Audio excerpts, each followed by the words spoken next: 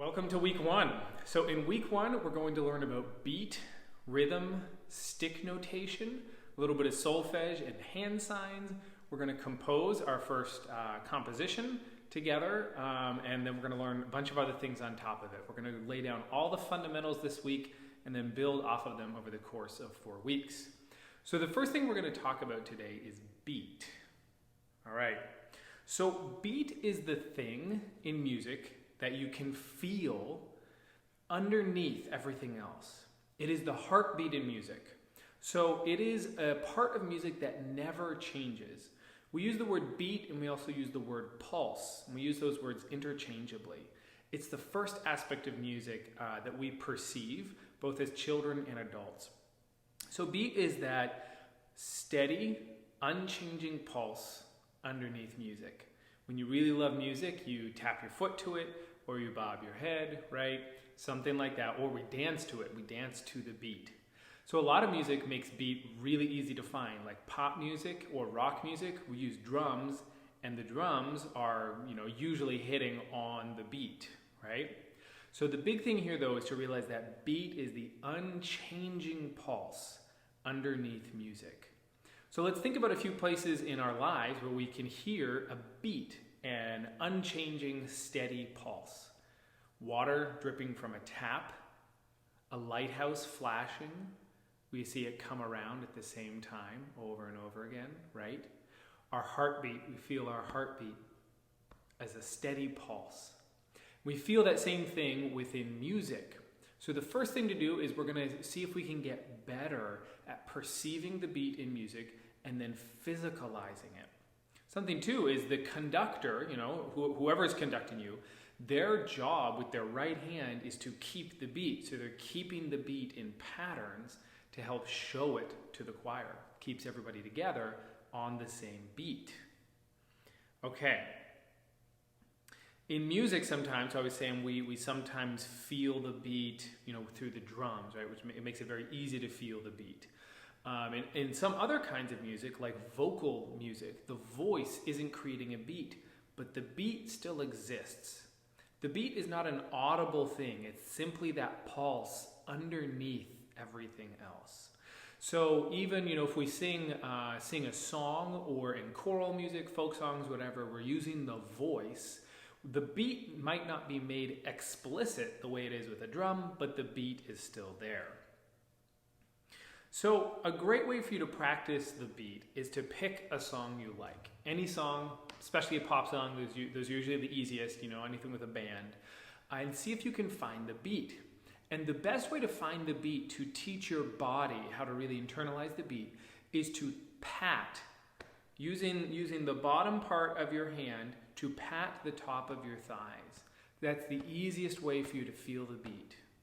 So you can take any song you're listening to in the radio, when you're driving to the grocery store or something like that, and see if you can pat and find the beat.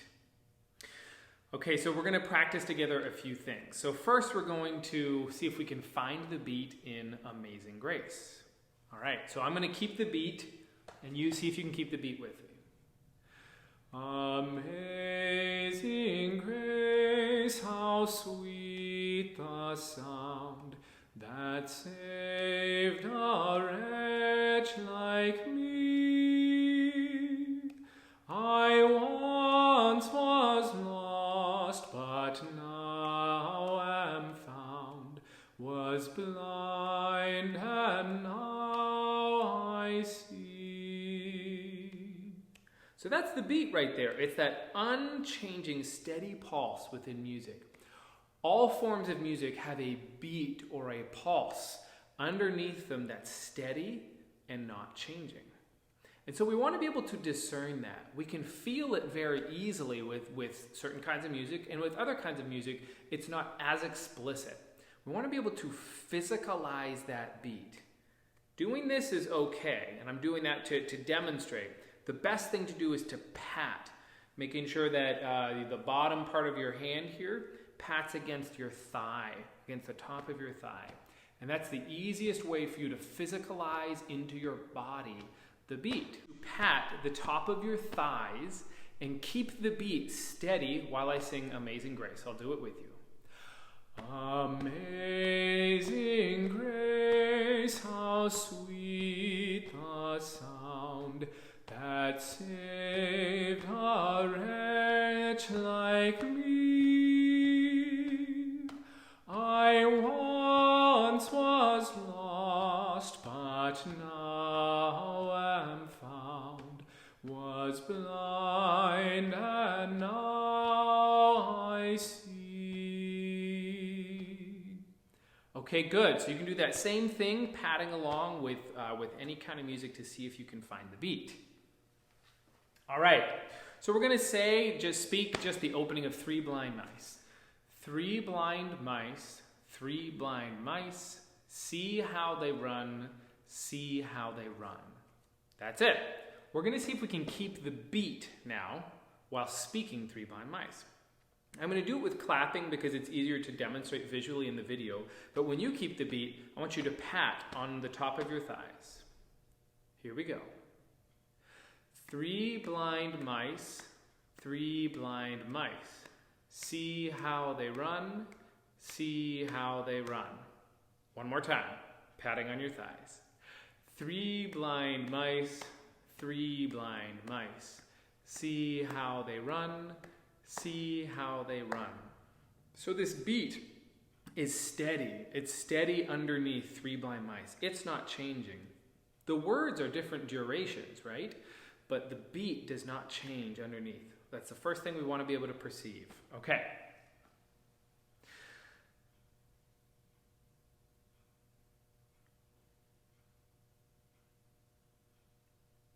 Beat or pulse. So beat is that unchanging thing. Pulse is the same unchanging thing underneath music. Let's talk about rhythm. Rhythm is a division of the beat, or it is an irregular pattern, right? So if the beat never changes, rhythm does change. So rhythm is what creates all these interesting patterns within music. It's irregular. It's not the same. It changes, right? So that's the big difference in our perception of time with music. The first thing we feel is the beat, that up and down, right? And then on top of that, the next layer is rhythm, which is changing sounds that are irregular. So I want you to keep the beat while I speak just a couple of super easy nursery rhymes. Okay. 1, 2, here you go. Hickory dickory dock, the mouse ran up the clock. The clock struck 1, the mouse ran down, hickory dickory dock. What I'm keeping here is the beat, but my words are creating rhythms because the words are different durations. The poem is not hickory dickory dock, right? It's not equal duration for the syllables, right? When we speak, our syllables are in different durations. Nursery rhymes, kind of chanted rhymes, those kind of things are really easy ways to sense that difference between rhythm and beat. Some people like to think of rhythm as rhythm is the way the words go, because words are always changing, right? Our duration is always changing. So it's interesting, it's irregular, right? And then beat is that pulse, that heartbeat, that water dripping out of the faucet, that pulse that just never changes. All right, we're going to do a different one. Keep the beat with me. 1, 2, here we go. Hey diddle diddle, the cat and the fiddle, the cow jumped over the moon. The little dog laughed to see such fun, and the dish ran away with the spoon. So the words are in all these different configurations as far as duration. We don't even have to think about it because it comes naturally to us. And then underneath, there's this pulse. So we have beat, and then we have rhythm. Let's do that one more time. Keep that beat really steady, except you're patting on your thighs. I'm just doing this to show in the video. Keep that beat really steady and see if you can enjoy the contrast between the beat that doesn't change and then the words or the rhythm that's always changing. Here we go. 1, 2, 3. Hey diddle diddle, the cat and the fiddle, the cow jumped over the moon. The little dog laughed to see such fun, and the dish ran away with the spoon. The beat doesn't change, the rhythm does change. The rhythm is the way the words go, or division of time. A lot of different ways you can think about it. So as musicians, it's our responsibility to always be keeping the beat. And what that means is that internally, inside our minds, in our inner ear, we perceive the beat. So I can speak one of these nursery rhymes or sing Amazing Grace, and it's great, and you want to physicalize the beat, to do this for a while, to get used to creating the beat, to really developing ownership of the beat. And then eventually where we want to end up is that beat is ticking silently in your head, and that helps groups of singers and groups of musicians stay together, is when they're all keeping the beat at the same time. All right, so next up we're going to look at pitch and duration. Pitch is how high or how low a note is, and then duration is how long or how short a note is. So let's sing Three Blind Mice.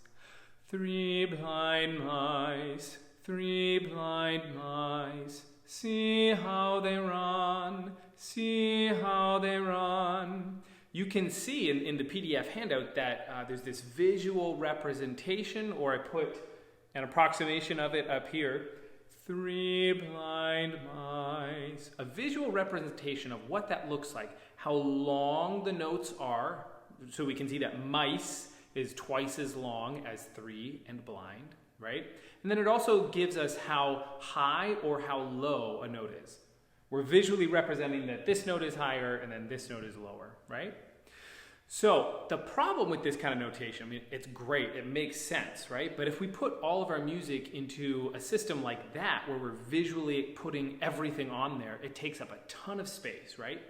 So we've ended up with modern musical notation, which is very efficient, and so we use compact symbols to mean something, right? So if you look on the next page, you'll see 3 blind mice written out in modern notation.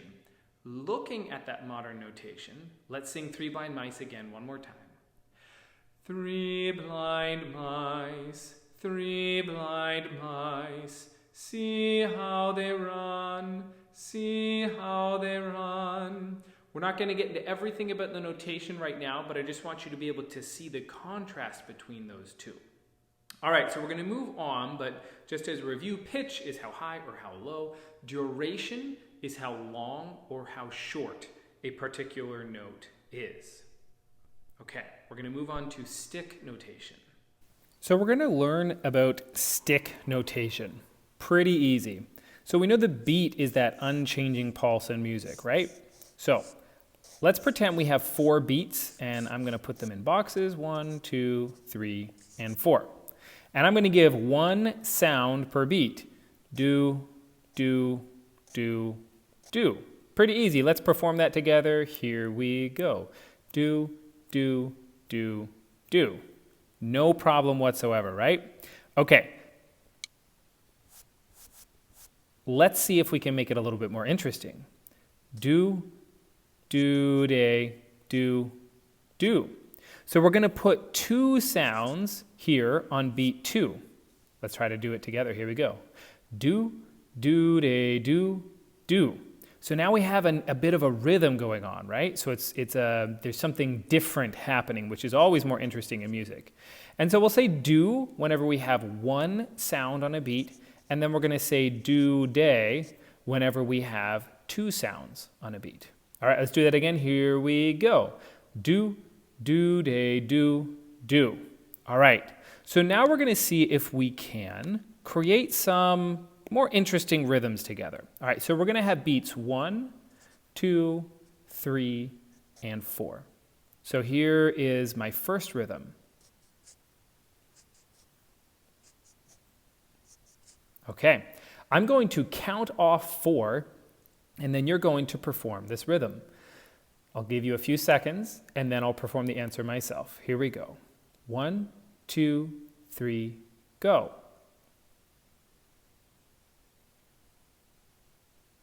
Here's the answer. 1, 2, 3, go.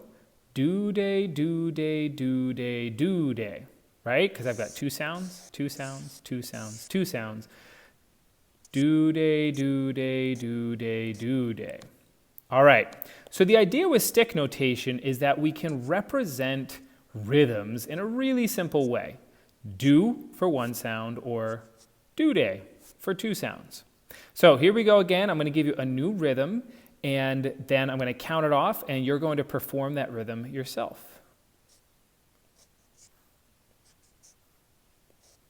Here you go. 1, 2, 3, go.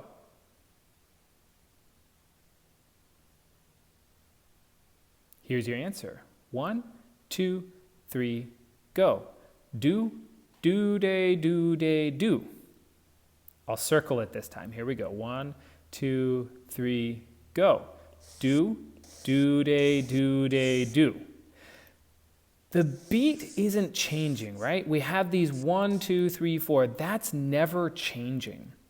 A challenge in music is to be able to perform your rhythms accurately while still keeping the beat. All right, we're going to try a new one. I'm going to give us 4 beats again. All right, I'm going to write out your rhythm, and then you're going to perform it. When I count off the 1, 2, 3, go, see if you can even keep that beat, patting your thigh. It's a great exercise to do. Here we go. 1, 2, 3, go. Okay, here's your answer. 1, 2, 3, go. Do, day, do, day, do, do.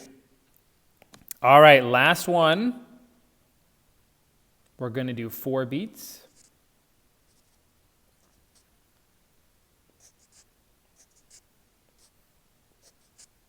One, 2, 3, go.